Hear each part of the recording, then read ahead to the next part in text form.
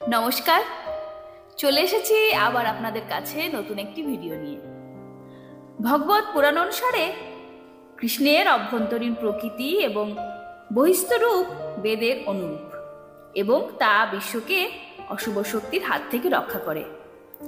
তাহলে আজকের আলোচনা শ্রীমদ্ ভগবত মহাপুরাণের প্রথম স্কন্ধের 3য় অধ্যায়, ভগবানের অবতারগণের বর্ণনা। সুত বললেন, সৃষ্টির প্রথমে ভগবান লোকসমূহ নির্মাণের ইচ্ছা করলেন। ইচ্ছা হওয়া মাত্রই তিনি মহৎ তথাদি সম্পন্ন পুরুষরূপ গ্রহণ করলেন। তার মধ্যে 10 ইন্দ্রিয়, মন আর পঞ্চভূত, এই 16টি কলা ছিল। তিনি যখন করণার্ণবে শায়িত হয়ে যোগনিদ্রায় নিদ্রিত ছিলেন, তখন তার নাভিহৃদয় থেকে এক পদ্মের সৃষ্টি হল এবং সেই কমল থেকে প্রজাপতিগণের অধিপতি ব্রহ্মা উৎপন্ন হলেন। ভগবানের সেই বিরাট রূপের অক্ষপতঙ্গ সমূহের মধ্যেই সমস্ত লোকের কল্পনা করা হয়েছে। তার সেই রূপ বিশুদ্ধ ও নিরতিশয় সত্যময় সৃষ্ট রূপ। যোগীগণ দিব্য দৃষ্টি দিয়ে ভগবানের সেই রূপ দর্শন করেন। ভগবানের সেই রূপে অসংখ্য পদ, উরু, হস্ত ও মুখ থাকায় তা অতিশয় আশ্চর্যজনক। তার মধ্যে অসংখ্য মস্তক, অসংখ্য কর্ণ, অসংখ্য চক্ষু ও অসংখ্য নাসিকা রয়েছে এবং সেই রূপ অসংখ্য মুকুট, বস্ত্র ও কুণ্ডলাদি অলঙ্কারে শোভিত। ভগবানের সেই পুরুষ রূপ, যাকে নারায়ণ বলা হয়, অনেক অবতারের অক্ষয় বীজস্বরূপ। এখান থেকেই সকল অবতারের প্রকাশ। এই রূপের ক্ষুদ্রাতি ক্ষুদ্র অংশ দ্বারা দেবতা, পশু, পক্ষী ও মনুষ্যদি দেহের সৃষ্টি হয়। সেই প্রভু প্রথমে কৌমার স্বর্গে সনক, সনন্দন, সনাতন ও সনত কুমার, এই 4 জন ব্রাহ্মণের রূপে অবতার গ্রহণ করেন।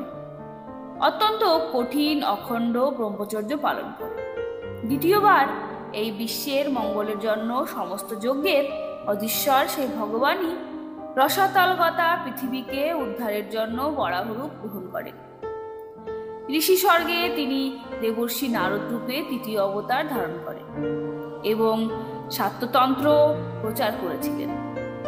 সেই তন্ত্রে কর্মের দ্বারা কি করে কর্মবন্ধনের থেকে মুক্তি পাওয়া যায় তার বর্ণনা আছে।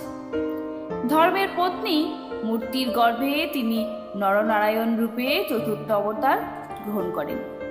এই অবতারে ঋষি রূপে মন ও ইন্দ্রিয়ের সর্বর্ণ সংযম করে খুবই কঠিন তপস্যা করেছিলেন। 5ম অবতারে তিনি সিদ্ধগণ শ্রেষ্ঠ কপিল রূপে আবির্ভূত হন এবং কালবশত লুপ্তপ্রায় তত্ত্বসমূহের নিশ্চায়ক সাংখ্যশাস্ত্র আসুরী নামক ব্রাহ্মণকে উপদেশ করেছিলেন। অত্রিপত্নী অনুসূয়া প্রার্থনায় 6ষ্ঠ অবতারে তিনি অত্রিমুনির পুত্র দত্তাত্রেয় নামে জন্মগ্রহণ করেছিলেন। এই অবতারে তিনি অলর্ক, প্রহ্লাদ প্রমুখকে ব্রহ্মজ্ঞান উপদেশ করেছিলেন। 7মবার রুচি নামক প্রজাপতির পত্নী আকুতির গর্ভে যজ্ঞ নামক নিয়ে তিনি অবতার করেছিলেন। সেই অবতারে তিনি নিজ পুত্র জাম প্রমুখ দেবগণের সাথে স্বয়ম্ভু মন্বন্তর প্রতিপালন করেছিলেন। রাজা নাভির পত্নী মেরু দেবীর গর্ভে ঋষভদেব রূপে ভগবান 8ম অবতার রূপে জন্মগ্রহণ করেছিলেন। এই অবতারে তিনি পণ্ডিতগণকে সমস্ত আশ্রমের শ্রেষ্ঠ পরমহংস সেবিত পথ প্রদর্শন করেছিলেন। ঋষিদের প্রার্থনায় 9মবার তিনি রাজা পৃথুর রূপে এসেছিলেন। হে শৌনকাদি ঋষিগণ, এই অবতারে তিনি পৃথিবী থেকে সমস্ত ঔষধি প্রভৃতি বস্তু দহন করেছিলেন। এর ফলে পৃথু অবতার অতীব কমনীয় হয়েছিল। চাক্ষুষ মন্বন্তরের শেষে যখন সমগ্র ত্রিভুবন সমুদ্র প্লাবিত হয়েছিল, তখন তিনি মৎস্য রূপে 10ম অবতার গ্রহণ করেছিলেন এবং পৃথ্বীরূপী নৌকাতে আরোহণ করিয়ে পরবর্তী মন্বন্তরের অধিপতি বৈবস্বত মনুকে রক্ষা করেছিলেন। দেবতা এবং দানবেরা যখন সমুদ্র মন্থন করেছিলেন সেই সময় কুর্মরূপ ধারণ করে তিনি একাদশ অবতার রূপে জন্মগ্রহণ করেন। মন্দার পর্বতকে নিজের পিঠে ধারণ করেছিলেন। দ্বাদশবার ধন্বন্তরী মূর্তি ধারণ করে অমৃতভাণ্ড হাতে নিয়ে সমুদ্র থেকে উঠে এসেছিলেন এবং ত্রয়োদশ অবতারে মোহিনী রূপ ধারণ করে দানবদের মোহিত করেন, দেবতাদের অমৃত পান করিয়েছিলেন। চতুর্দশ অবতারে তিনি নৃসিংহ রূপ পরিগ্রহ করে নিজের নখ দিয়ে প্রবল পরাক্রান্ত দৈত্যরাজ হিরণ্যকশিপুর বুক বিদীর্ণ করেছিলেন, যেমনভাবে কটকার এরকা নখ দিয়ে বিদীর্ণ করে। পঞ্চদশ অবতারে বামন রূপ ধরে তিনি দৈত্যরাজ বলির যজ্ঞস্থলে গমন করেন। বলির কাছে থেকে স্বর্গরাজ্য উদ্ধারের জন্য চাইলেন কেবলমাত্র 3 পাদ পরিমিত ভূমি। ষোড়শ অবতারে পরশুরাম রূপে ক্ষত্রিয় নৃপতিদের ব্রহ্মবিদ্বেষী ও ব্রাহ্মণ হস্তান্ত রূপে দেখে ক্রুদ্ধ হয়ে তিনি 21 বার পৃথিবীকে নিক্ষত্রিয় করে দিয়েছিলেন। এরপর তিনি সপ্তদশ অবতারে সত্যবতীর গর্ভে পরাশর মুনির ঔরসে ব্যাসরূপে অবতীর্ণ হন। সেই সময় মনুষ্যগণকে অল্প বুদ্ধি দেখে বেদরূপ বৃক্ষের শাখা বিভাজন করেছিলেন। অষ্টাদশ অবতারে দেবকার্য সম্পাদনের জন্য নরপতি রূপে রাম অবতার গ্রহণ করেন এবং সেতুবন্ধন, রাবণ বধ প্রভৃতি নানাবিধ বিরচিত লীলা করেছিলেন।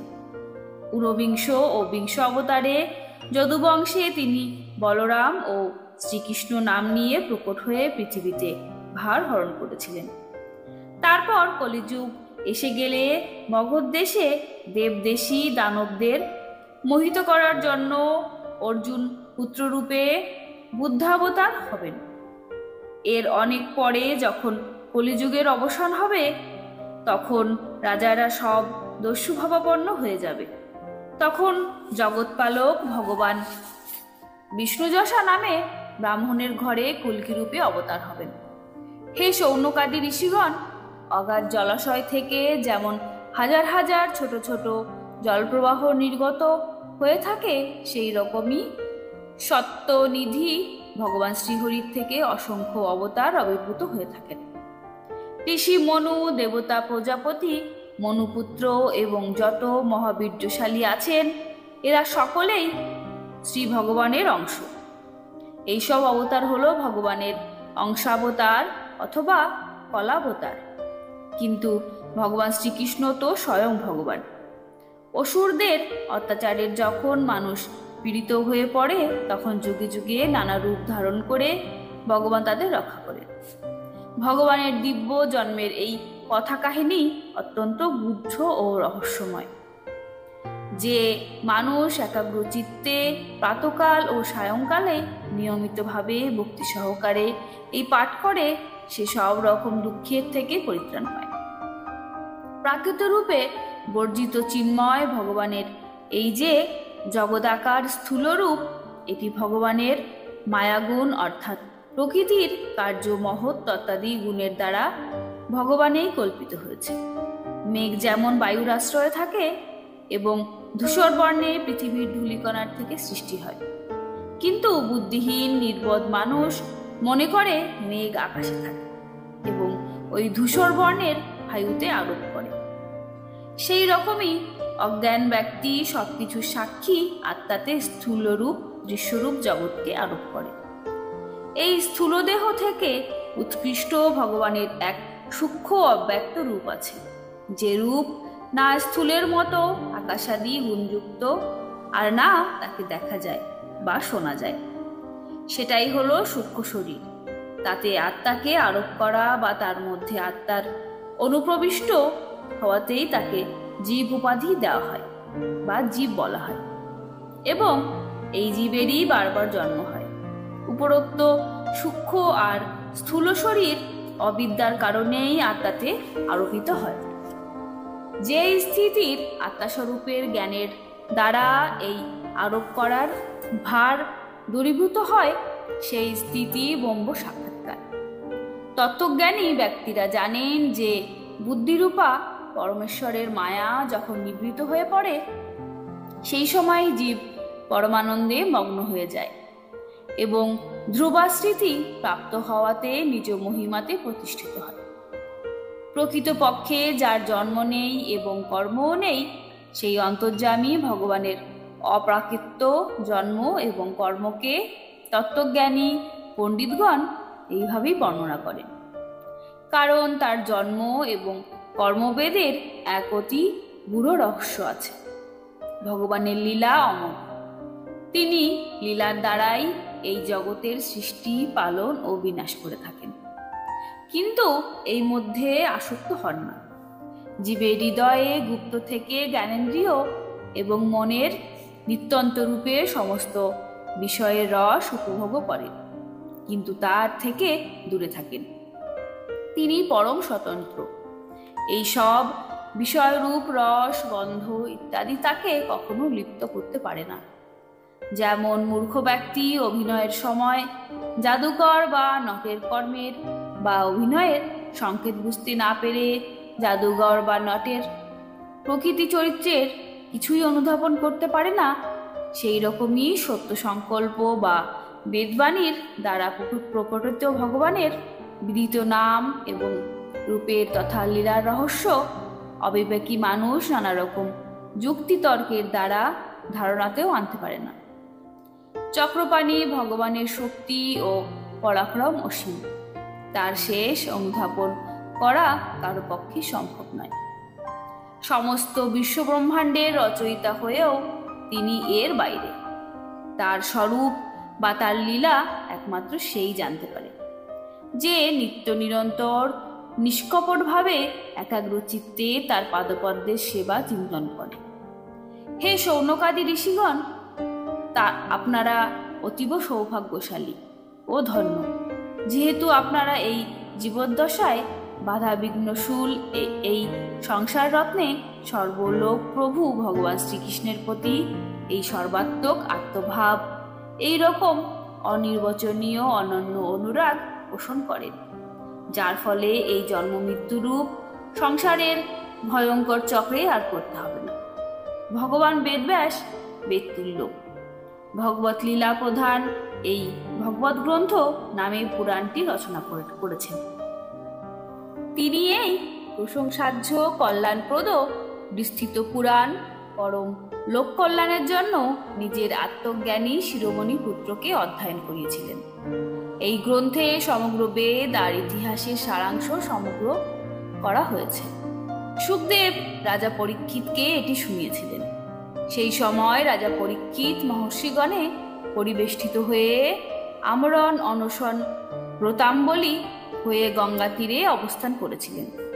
ভগবান শ্রীকৃষ্ণ ধর্ম ও জ্ঞান প্রভৃতিকে সাপে নিয়ে নিজের পরমধামে গমন করার পর এই কলিযুগের জ্ঞান চক্ষুরহিত অজ্ঞানীদের অজ্ঞান অন্ধকার দূর করার জন্য শ্রীমৎ ভগবত পুরাণ রূপ জ্ঞান সূর্য প্রকটিত হয়েছে।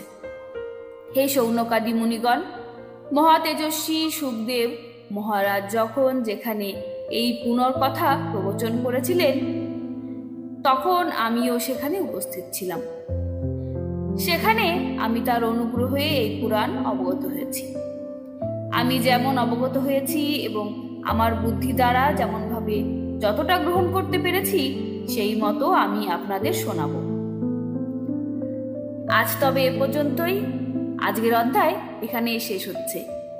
আর হ্যাঁ, আমার ভিডিওগুলি আপনাদের কেমন লাগছে আমাকে জানাতে ভুলবেন না কিন্তু।